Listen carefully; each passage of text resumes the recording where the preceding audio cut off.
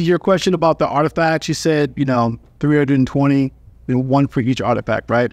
So my problem is, it seems like it's like 4 or 5 times that, because let's take the logging, for instance. You said Azure, so M365, Windows, Mac, networking, printing, that kind of thing.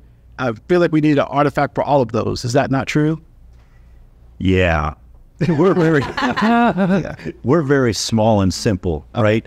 We grew up recognizing CMMC is going to be a thing, and we are going to always fit in that box. We're not going to grow out of it. We're not going to make it harder for ourselves. Did you bring an iProduct? Put it back. Nope, not dealing with it. We put our whole business in the box, but then we said what we keep in the box is going to be very simple.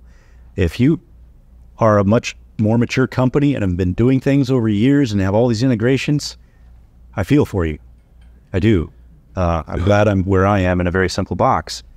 So yes, you will need to show that you can manage iProducts, Google products, Mac, Android, right? Because every one of those has a software baseline associated with it. Every one of those has vulnerabilities.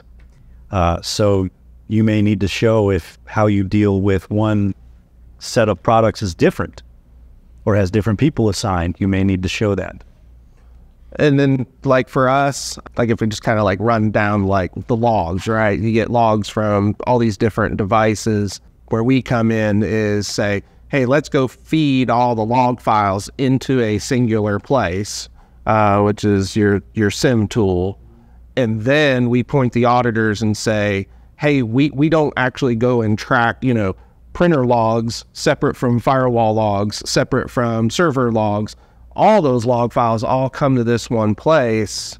And then so for you, you're looking at this singular stream where it's all converged into the SIM, and now we monitor here. And there are places that will do that all across the IT infrastructure, keeping up with like the laptops and the mobile phones.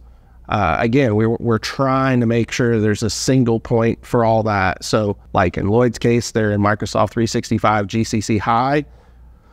We go and say, okay, we're going to leverage everything we possibly can get out of that 365 GCC High. So we're using Entra, we're using Intune, we're using, the Defender for Endpoint, we're using all that stuff so that when we do get to that audit point, hey, we're going to go do a deep dive around the 365 configuration. It's like, hey, if somebody in the organization comes up and says, well, I want to be using Google Workspace. Nope. And not going to happen. Hey, I want to use the iMac. Nope, not going to happen. Or another strategy is, okay, if you are a really large organization and you culturally don't want to shift the whole organization, another strategy like what Amy was talking about was going and building the enclave. We have one company, there are 110 employees. They are getting on their first contract that says you need to be NIST 800-171, but there's only 7 people in that entire organization that's going to be responsible for that contract. And so for that, we're building a GCC High tenant.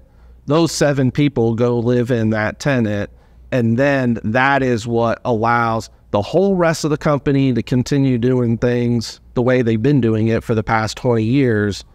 And to get to Lloyd's point, hey, we built this box around these 7 people. It brings the scope in super tight.